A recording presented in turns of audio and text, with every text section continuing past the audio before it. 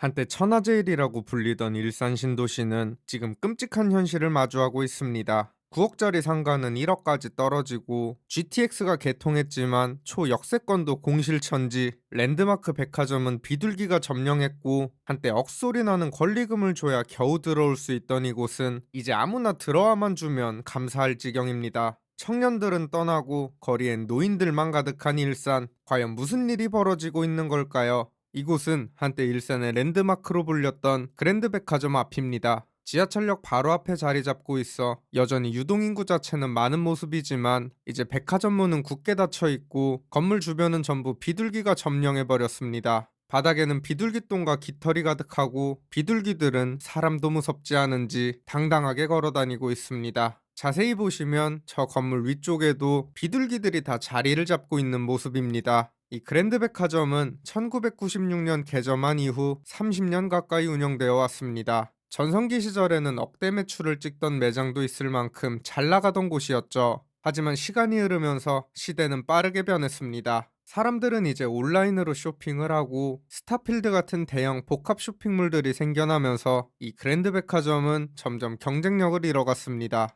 매출은 눈에 띄게 줄어들었고 결국 쌓여가는 영업 손실을 이겨내지 못하고 2025년 2월 문을 닫게 되었습니다. 그렇게 이 큰 건물에는 이제 관리하시는 분만 남아 계시고 쓸쓸하게 방치되고 있죠. 자리를 옮겨 이곳은 일산 대표 복합 테마파크라 불리던 원마운트입니다. 워터파크부터 시작해 스노우파크, 대형 스포츠클럽과 상가 250여 곳으로 구성된 말 그대로 거대한 복합시설이죠. 이 원마운트는 2013년 문을 열었고 대형 시설과 놀거리가 몰려있어 초창기만 해도 가족 단위 방문객들이 몰리며 아주 잘 나갔었다고 합니다. 그런데 이제 이곳은 기업회생 절차가 진행 중입니다. 코로나19 직격탄을 제대로 맞은 뒤 회복을 못하고 있는 것인데요. 원마운트는 2023년 당기순 손실 204억 원을 기록할 정도로 상태가 심각합니다. 원마운트로 들어가는 길목, 이 넓은 골목에 사람 한 명 보이지 않고 길가의 상가들은 텅텅 비어 있습니다. 그나마 영업 중인 가게들은 자전거를 대여해주는 업체들이 많은 모습인데 이곳을 이용하는 손님은 단 한 팀도 볼 수 없었습니다. 원마운트 내부로 들어오니 양쪽으로 수십 개의 상가가 늘어서 있는데 놀라울 정도로 사람이 없습니다. 오늘이 여기 휴무일인가 하는 의심이 들 정도였죠. 곳곳에는 제대로 관리되지 못하고 있는 시설과 이미 텅 비어버린 공간들이 눈에 띕니다.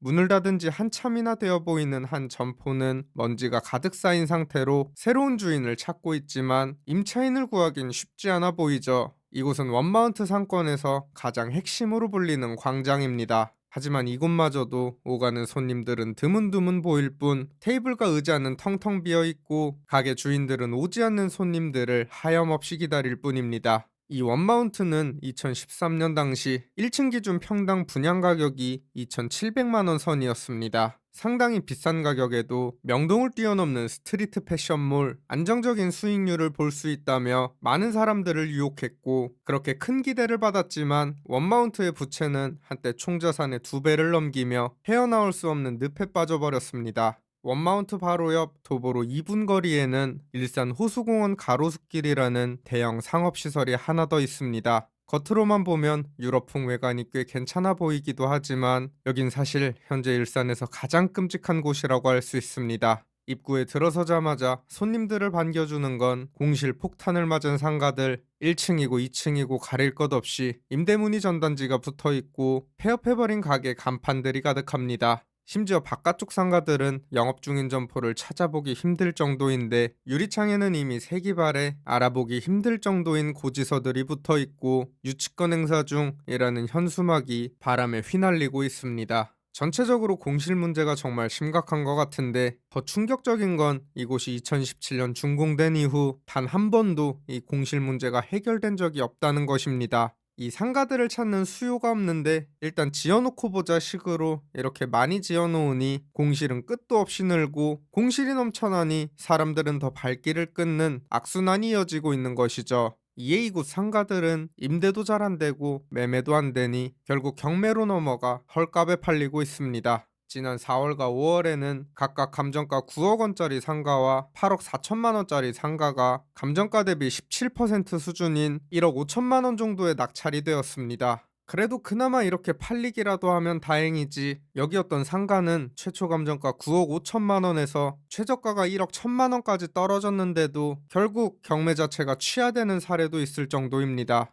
이런 12평짜리 상가들을 7억 가까이 분양받았던 수분양자들은 그야말로 피눈물을 흘릴 수밖에 없습니다. 물 하나 없이 말라버린 수로가 이곳의 현실을 그대로 보여주는 것 같습니다. 자리를 옮겨 이곳은 명실상부 일산의 대표 상권인 라페스타입니다. 2003년 7월 처음 문을 연 라페스타는 밤낮을 가리지 않고 사람들로 시끌벅적했던 곳입니다. 그만큼 여기서 가게를 오픈한 사장님들은 웃음꽃이 절로 피었었죠. 하지만 지금은 상황이 전혀 다릅니다. 라페스타로 들어가는 길목에 자리한 술집거리, 이 영상을 촬영한 시간대는 오후 9시로 원래 술 마시는 사람들로 거리가 가득해야 할 시간대지만 취객들이 드문드문 보일 뿐 꽤나 한적한 모습입니다. 곳곳에는 장사가 안 돼 문을 닫아버린 가게들과 공실인 상태로 새 임차인을 애타게 기다리는 상가들이 줄지어 있습니다. 여기서 안쪽으로 더 들어가면 라페스타의 핵심 거리가 등장하는데요. 그러나 초입부터 텅텅 빈 공실 상가들이 눈에 띕니다. 한때 이 라페스타에서 장사를 하려면 권리금을 1억씩도 주고 들어와야 하던 시절이 있었습니다. 하지만 현재 일대에서 확인되는 상가 매물만 1,000개, 권리금은 고사하고 누가 들어와만 주면 감사할 지경에 이르렀습니다. 과거에는 정말 이 라페스타에 공실이 생긴다는 게 말이 안 되던 때가 있었는데 지금은 그때가 우스울 정도로 줄줄이 공실이 늘어서 있죠. 라페스타 바로 옆 웨스턴돔의 상황은 더 심각합니다. 인근 라페스타의 성공을 보고 추가로 지어진 웨스턴돔, 돔 모양의 천장을 얹어놓아 비가 와도 눈이 와도 손님들이 찾아올 수 있게 해놨고 긴 복도식으로 양쪽에는 상점들이 들어서 있는 구조입니다. 그런데 여기는 밤에 왔더니 진짜 사람을 찾아보기가 힘들 정도입니다. 심지어 무인으로 돌아가는 점포 비중이 많아 상인들도 그리 많지 않은 모습이죠. 그리고 공실이 진짜 많습니다. 체감상 영업 중인 점포보다 텅 빈 채 방치되고 있는 상가들이 더 많은 것으로 보이는데 이미 폐업을 해버린 가게, 유리창마다 덕지덕지 붙은 임대 홍보물들이 참 기괴하게 느껴지기도 합니다. 심지어 한 거리는 양쪽 상가가 거의 다 비어있고 조명도 제대로 켜지지 않아 섬뜩함을 자아냅니다.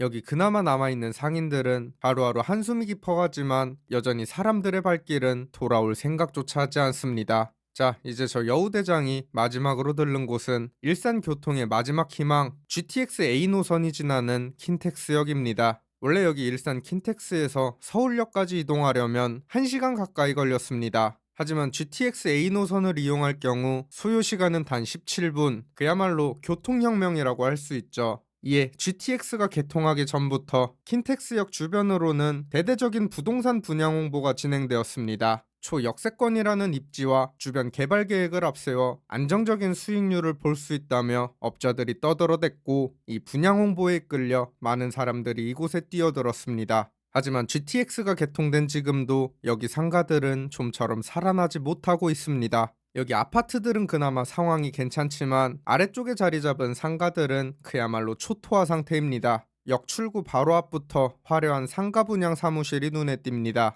이 킨텍스역이 개통된 지 벌써 1년이 다 돼가는데 아직도 분양이 끝나지 않은 듯하죠. 뭐 최대 수의 상가, 특별 분양, 초고층, 국내 유명 이런 화려한 문구들을 다 집어넣어 놨는데 실상은 어떨지 한번 둘러보겠습니다. 야, 역시 공실로 가득한 모습입니다. 그나마 사람들의 왕래가 많은 곳도 어김없이 텅텅 비어 있고 조금 외진 곳들은 관리도 되지 않는 듯 유리창에는 먼지가 가득 쌓여 있습니다. 그나마 이 상가들을 채우고 있는 건 부동산이 많은 모습인데 한 부동산은 여기서 장사가 잘 안 되는지 이전을 한다는 안내문이 붙어 있기도 합니다. 이 부동산마저 탈출을 한다는 건 이곳의 상황이 정말 심각하다는 걸 짐작할 수 있습니다. 그런데 더 놀라운 건 과거 이 상가들의 분양가입니다. 24평 정도 되는 상가의 분양가는 11억 8천만 원, 18평짜리는 9억을 육박했습니다. 그 당시 화려했던 분양 홍보만 믿고 대출을 왕창 껴서 여기 들어왔다면 지금 대부분 풍비박산이 났을 겁니다.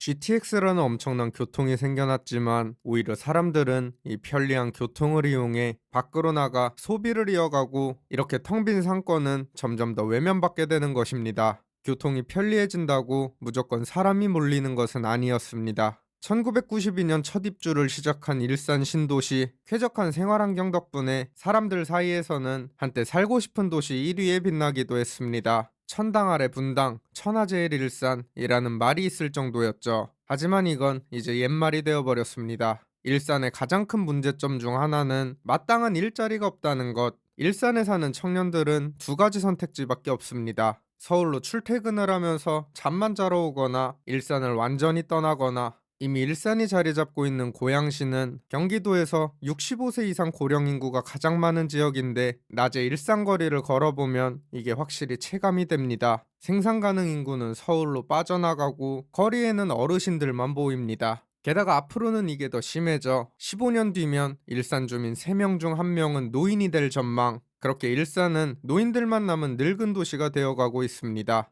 1992년 일산에 처음 발을 들였던 40대는 이제 백발의 70대가 되었습니다. 아이들은 자라서 다른 지역으로 떠났고 건물도 상가도 도시 전체가 함께 늙어버렸습니다. 그리고 이건 일산만의 이야기가 아닙니다. 이미 대한민국 곳곳이 같은 운명 앞에 서 있죠. 과연 우리는 이 위기를 극복하고 다시 활기로 가득한 거리를 거닐 수 있을까요? 구독과 좋아요, 알림 설정은 영상 제작에 큰 힘이 됩니다. 지금까지 여우대장이었습니다. 감사합니다.